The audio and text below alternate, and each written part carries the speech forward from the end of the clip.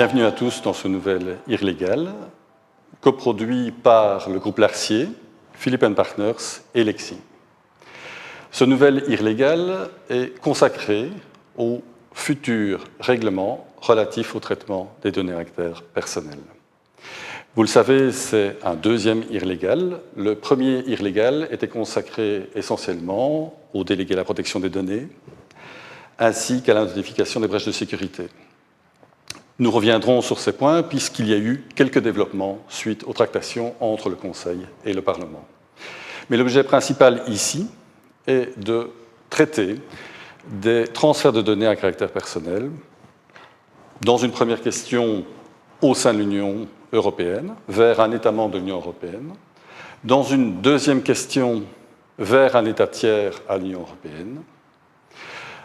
Nous verrons également les Binding Corporate Rules, pour finir sur les nouveautés probables du règlement.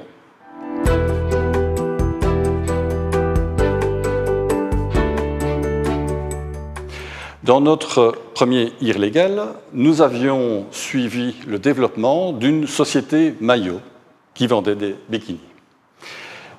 Elle avait été fondée en Belgique, envisageait de se développer vers le Luxembourg, et à présent, elle va étendre ses activités un peu partout dans le monde, sous-traiter des activités en Italie, envoyer des données vers le Brésil, ainsi que nous le verrons. La question ici est de savoir si elle peut faire appel à un call center et donc transférer des données à caractère personnel vers l'Italie.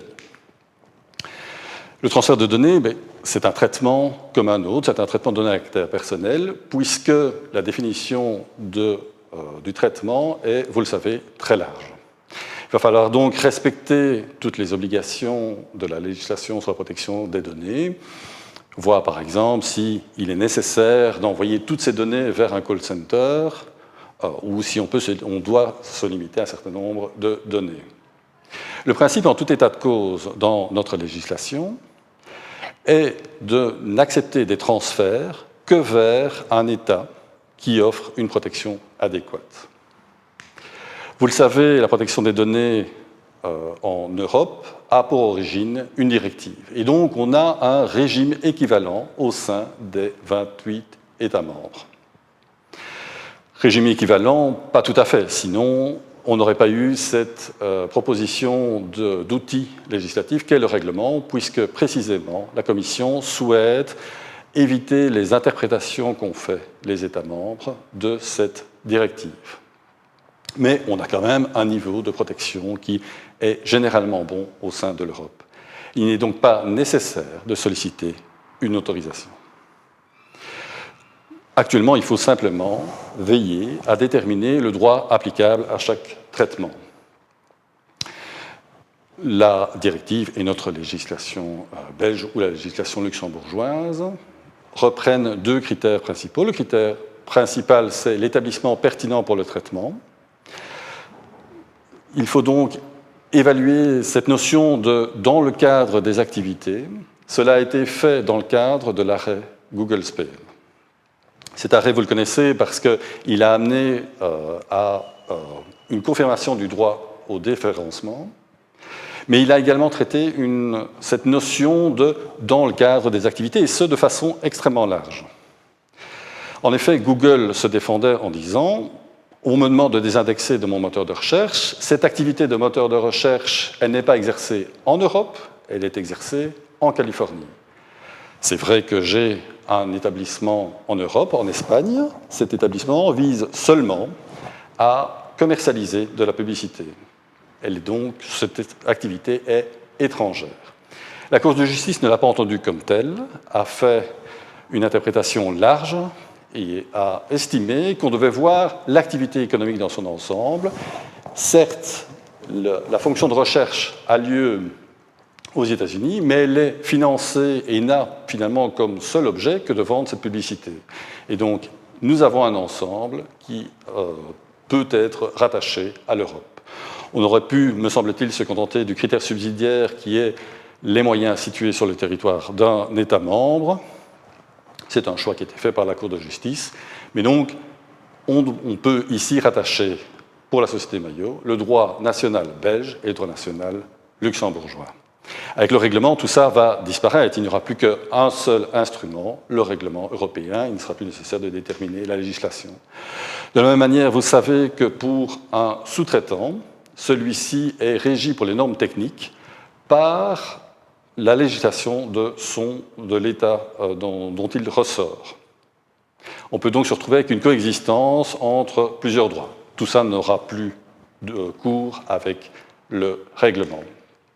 Enfin, nous pouvions ici avoir deux autorités nationales compétentes. Ça impliquait de multiples démarches pour les sociétés, des législations variables et surtout des décisions variables des autorités nationales.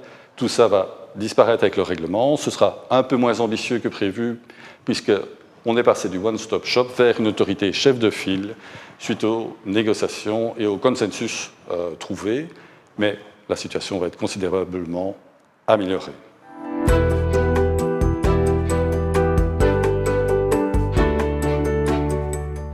Cette question est de plus en plus présente, ne fût-ce que parce que dans de nombreuses entreprises, il est proposé un service de cloud, souvent aux États-Unis, mais parfois dans d'autres États, ou parfois sans qu'on sache dans quel État se trouve ce nuage. On est face à un transfert, donc la question à se poser est de savoir est-ce qu'on a un niveau de protection adéquat. La Commission européenne répond à cette question par l'établissement d'une liste blanche. Une quinzaine d'États sont repris comme étant des pays assurant un niveau de protection adéquat. A priori, les États-Unis n'offrent pas ce niveau de protection adéquat, sauf dans deux hypothèses, celle du transfert de données passagers, ou bien si la société concernée a adhéré au principe des safe harbor. Si le cloud envisagé par Maillot a adhéré au safe harbor, pas de difficulté. Pas de difficulté, il y a quand même une contestation de plus en plus grande face à ces principes, parce que c'est un principe d'autorégulation et que c'est donc un peu moins admis en Europe, parce que Prism a démontré que des autorités recevaient les données, et d'une manière générale, il y a une contestation qui s'est cristallisée par un recours d'un étudiant autrichien qui a abouti à une question préjudicielle qui va être tranchée par la Cour de justice, qui est de savoir si la décision de la Commission européenne d'accepter ces safe harbors était légale ou pas en vertu de la directive.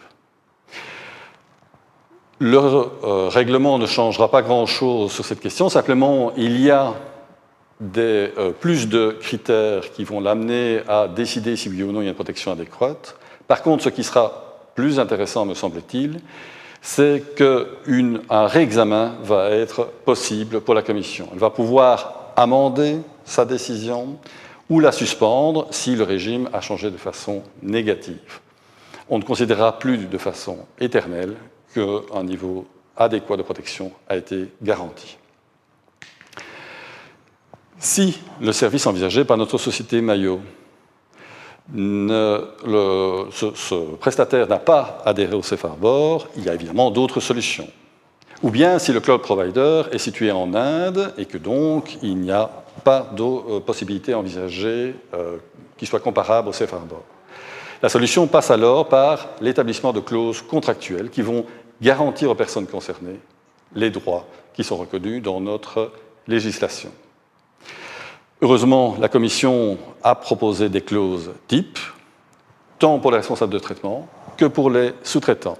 Ici, nous sommes face à un sous-traitant. Nous nous référerons donc à la décision de la Commission du 5 février 2010 et les clauses types qui y figurent. On peut évidemment rédiger soi-même des clauses, mais elles devront être avalisées, ça n'a pas énormément de sens. Ça veut dire néanmoins qu'il va falloir établir des clauses contractuelles et un contrat pour chaque traitement, ce qui est peut-être lourd.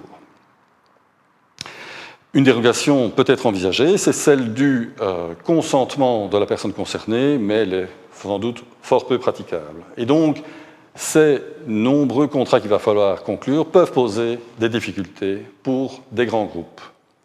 Pour ces groupes, une autre solution existe, et je vais maintenant passer la parole à Fanny, qui va pouvoir vous les exposer.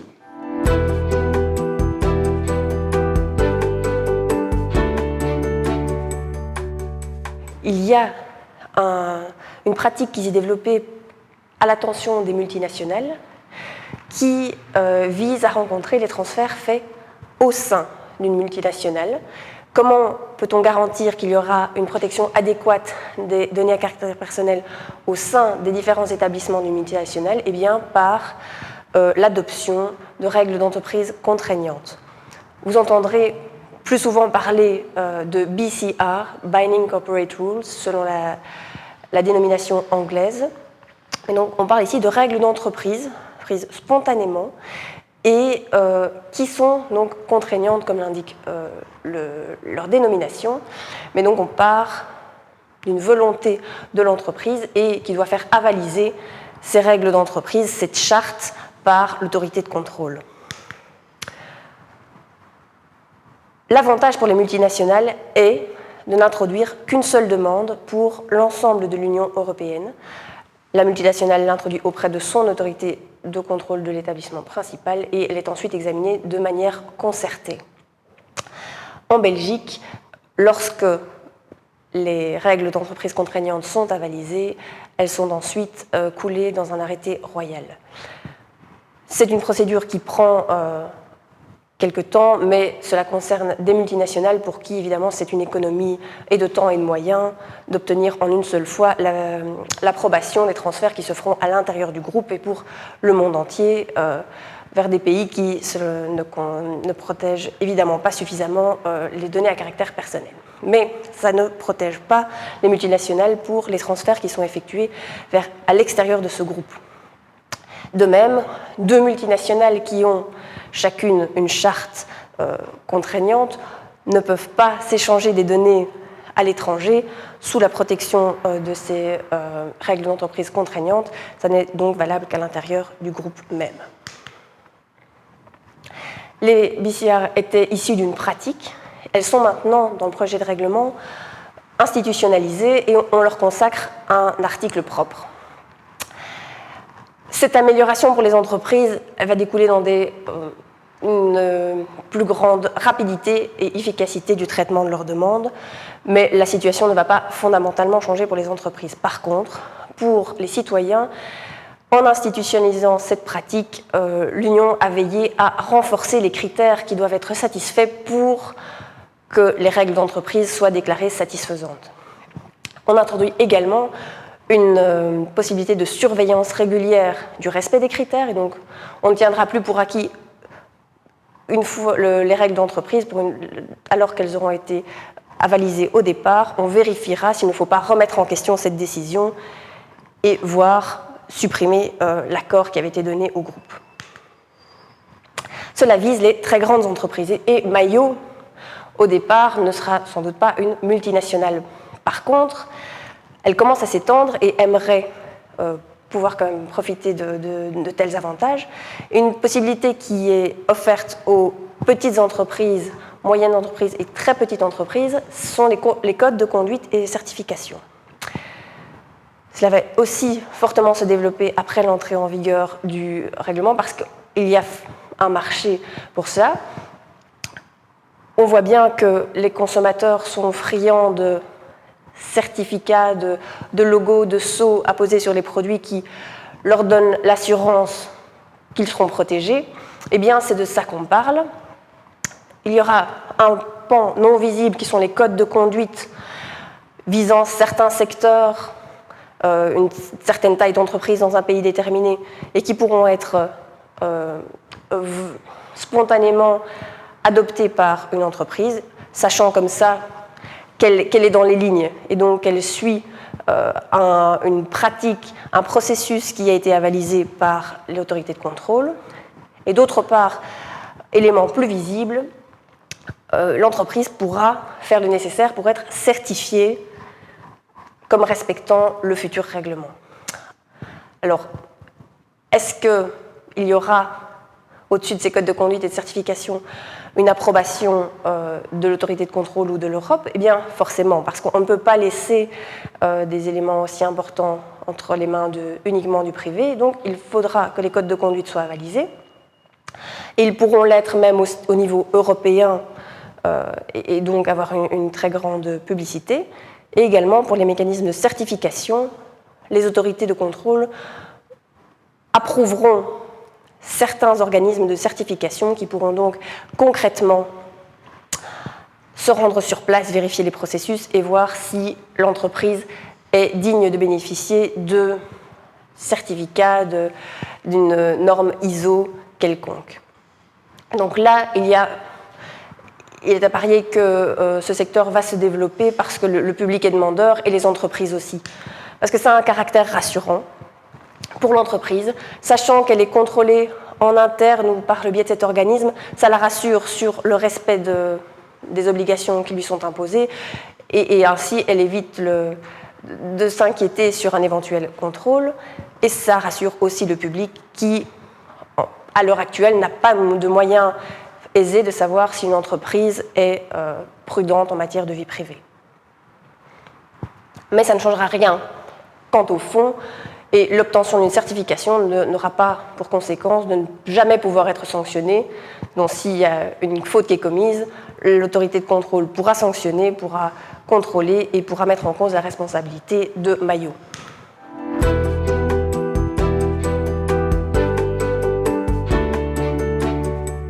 Sur les 11 chapitres que contient le règlement, 6 ont déjà fait l'objet d'un accord de principe et 5 doivent être encore discutés par les États. La volonté politique est d'arriver à un accord pour la fin de ce mois de juin. Il y a un conclave qui se tient le 15 juin à Luxembourg et nous espérons que nous pourrons disposer du cadre définitif assez rapidement pour pouvoir vous en tenir informés.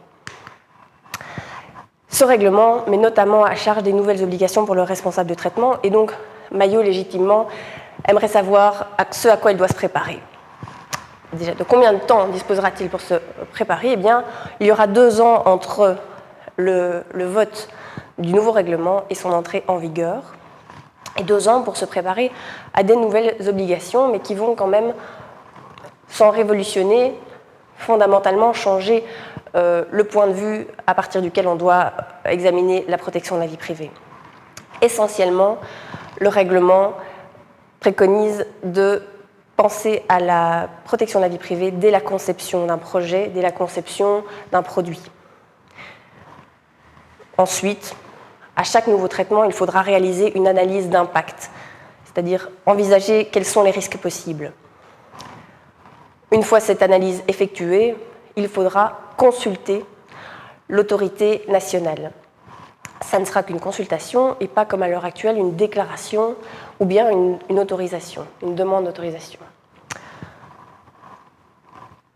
Pour chaque traitement, il faudra faire ces démarches et aussi tenir un registre des traitements en interne, de tous les traitements qui sont effectués par Maillot. Si Maillot estime que ça représente une charge de travail considérable et qu'il faut avoir une expertise, eh bien, Maillot pourra désigner un délégué à la protection des données. Et enfin, nous terminerons par que se passe-t-il en cas de fuite de données ? Quelles sont les nouvelles obligations que Maillot devra respecter ? Il s'agit là de nouvelles obligations, mais surtout d'obligations qui seront plus respectées en pratique parce qu'elles s'assortissent de sanctions très lourdes. Ça peut aller jusqu'à 5% du chiffre d'affaires mondial. Et il n'y a pas seulement ces sanctions, mais il y aura un vrai pouvoir d'investigation des commissions nationales, ce qui assurera une effectivité plus grande au règlement. Enfin, ce nouveau règlement qui change le point de vue, change aussi la manière dont les entreprises doivent rendre compte aux commissions nationales. On a introduit un principe d'accountability, c'est-à-dire de transparence et de démonstration qu'on a fait le nécessaire et le maximum pour se conformer au règlement. Les accidents peuvent arriver, mais on a fait tout en sorte pour que ça n'arrive pas et que si ça arrive, on le gère de façon correcte. À ce stade, nous n'allons pas rentrer dans les détails des différentes obligations, étant donné que les conditions de leur application ont évolué depuis le projet de règlement et sont encore susceptibles d'évoluer. Donc nous allons quand même vous donner quelques petites indications. Le délégué à la protection des données, est-ce que nous serons obligés de faire appel à un délégué? Eh bien, à l'heure actuelle, ça n'est pas prévu dans le projet de règlement. Dans le LIR légal que nous avions réalisé il y a 1 an, on vous avait évoqué un critère de 5000 personnes concernées par le traitement, mais c'est un critère qui a été abandonné en cours de route. À l'heure actuelle, aucun traitement ne demande la désignation d'un délégué. Mais le règlement précise que cela pourra être décidé soit par l'Union européenne, soit par les États membres qui pourront encore introduire des divergences et donc mettre un peu à mal le principe même de la cohérence d'un règlement. Et ce délégué à la protection des données, Mayo, pourra soit charger un des employés ou recruter quelqu'un pour effectuer cette tâche, mais pourra aussi faire appel à quelqu'un en externe parce qu'il n'y a pas assez de travail pour une seule personne. Il ne faut quand même pas sous-estimer le travail qui sera celui du délégué à la protection des données dans une société de taille normale, puisque ce sont des questions qui devront être constamment en tête dès la conception d'un projet. Le délégué, forcément, a un rôle de gardien du respect de la loi et donc ne peut pas être soumis à des conflits d'intérêts. Et il est aussi protégé contre son licenciement qui serait justifié ou motivé par les avis embêtants qu'il émettrait. Enfin, le délégué, ça sera la personne de contact à la fois pour les personnes concernées qui disposeront de ces coordonnées de contact, mais aussi pour l'autorité nationale. Pour toute question, en cas de fuite de données, ça sera la personne à qui l'autorité pourra s'adresser. Enfin, protection des données dès la conception, protection des données par défaut, eh bien, je vous en ai déjà parlé, c'est inverser la démarche actuelle dès l'origine. On doit se demander quelles sont les conséquences du traitement et ne collecter les données qui sont absolument nécessaires. Et en ce qui concerne la protection des données par défaut, eh bien là, on vise quelque chose qui actuellement n'est pas la norme. Il s'agit de concevoir un produit qui protège au mieux la vie privée des utilisateurs, qui pourront par la suite, s'ils le souhaitent, autoriser une plus grande intrusion dans leur vie privée, mais pour cela, ça leur demandera une démarche volontaire de leur part et ils seront donc conscients des concessions qu'ils font à ce sujet. L'analyse d'impact à laquelle devra procéder Mayo avant de faire un traitement, eh bien, c'est une nouvelle obligation, mais qui vise à conscientiser les entreprises en se demandant quel est le traitement que je vais effectuer, quels sont les risques, qu'est-ce que je peux faire pour les éviter et comment est-ce que je peux démontrer, ça c'est important, que je fais tout le nécessaire pour éviter les risques. Si un délégué à la protection des données existe dans l'entreprise, il devra émettre aussi son avis sur le traitement. Cette analyse d'impact, évidemment, va aboutir à découvrir des risques et si un risque élevé pour les personnes concernées par les données que traite Mayo, si ce risque élevé apparaît, eh bien, Mayo devra consulter préalablement la commission de protection de la vie privée. Il y a d'autres cas, notamment quand on traite des données sensibles, quand on surveille des espaces publics, quand on prend des décisions sur base de profiling, il faudra aussi consulter préalablement la vie privée, la commission de la vie privée. Et ce qui change par rapport à la situation actuelle, c'est donc ce concept de uniquement consultation. La commission de la vie privée pourra rendre un avis. Et cet avis, il n'est pas dit sa nature, mais évidemment, la commission aura à cœur de vérifier si l'avis est suivi et si le traitement qui est mis en place ne contrevient pas à cet avis. Enfin, chose qui est également très importante, c'est que cet avis sera rendu dans les 6 semaines. Si aucun avis n'est rendu, eh bien, l'entreprise pourra continuer et commencer son traitement. Mais il y aura ce délai de 6 semaines pendant lequel il faudra attendre avant de mettre en œuvre le traitement, ce qui change vraiment de la situation actuelle. Concernant les obligations en amont du traitement, la tenue d'un registre des traitements, qui est une obligation assez simple à remplir, et c'est plutôt une discipline qu'il va falloir adopter au cours de ces 2 ans, c'est de pouvoir garder les preuves qu'on effectue le traitement, qu'on a bien réalisé les analyses d'impact, qu'on a bien demandé les avis, qu'on a reçu les réponses. Il faudra avoir une documentation très suivie et pouvoir la fournir à la Commission de la vie privée en cas de traitement, en cas de contrôle. Il s'agit d'une obligation assez peut-être fastidieuse, mais simple à remplir.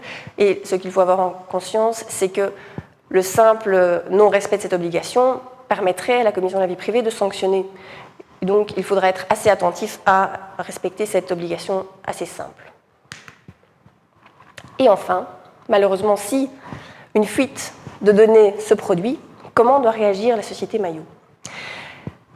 Naturellement, le règlement et l'esprit du règlement veulent que la société Maillot se soit préparée à l'éventualité d'une fuite de données et prévu le processus qu'elle mettra en place en cas de fuite de données.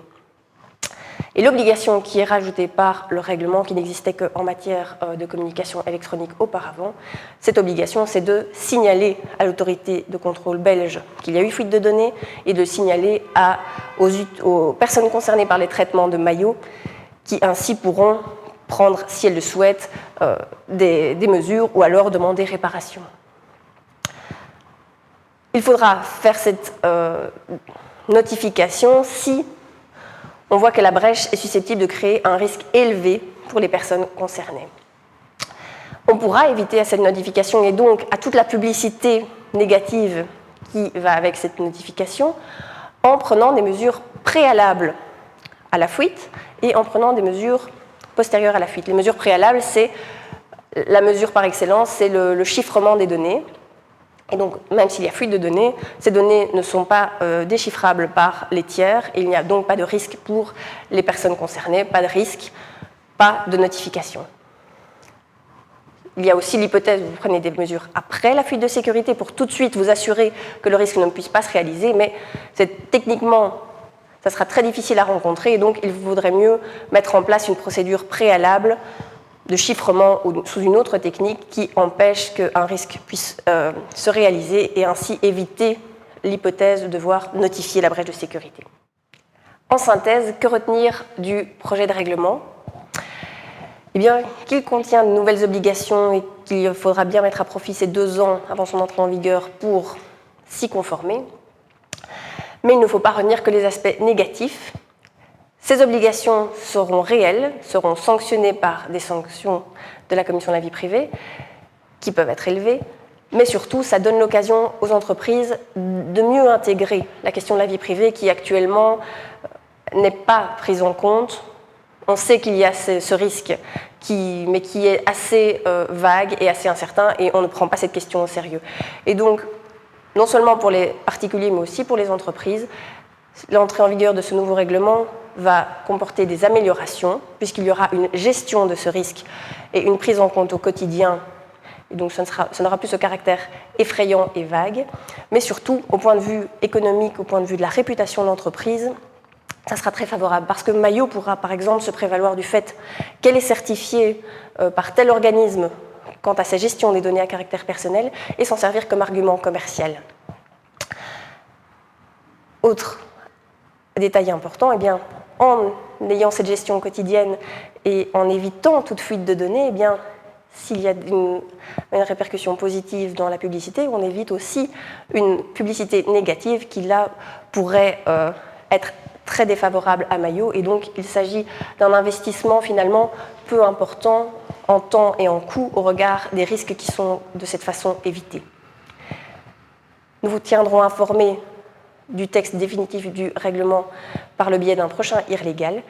Je vous remercie de votre attention.